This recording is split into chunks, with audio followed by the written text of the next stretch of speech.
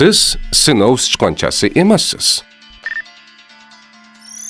Bugungi kunda ko'plab odamlar qo'shnim aytdi, bir mashhur reklama qildi, dorixonadagilar shuni tavsiya qildi degan gap so'zlarga ishonib, ilmiy jihatdan tasdiqlanmagan yoki shifokor nazoratisiz dori vositalarini iste'mol qilishmoqda.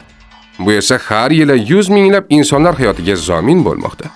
Masalan, 2023-yilda Afrika va Osiyo mamlakatlarida 500 millionga yaqin odam samaradorligi isbotlanmagan va o'rganilmagan dori vositalari sababli hayotdan ko'z yumgan. Jahon Sog'liqni saqlash tashkiloti hisobotlariga ko'ra. Afsuski, ularning ko'pchiligi dorilarni mutaxassis maslahatisiz qabul qilgan. Shuni unutmang, oddiy deb o'ylangan dori ham butun bir oilaning fojiasiga aylanishi mumkin. Sog'lig'ingiz tajriba maydoni emas. Har qanday dorini faqat shifokor tavsiyasi bilan qabul qiling. Salomatlik va strategik rivojlanish instituti ijtimoiy tarmoqlariga obuna bo'ling.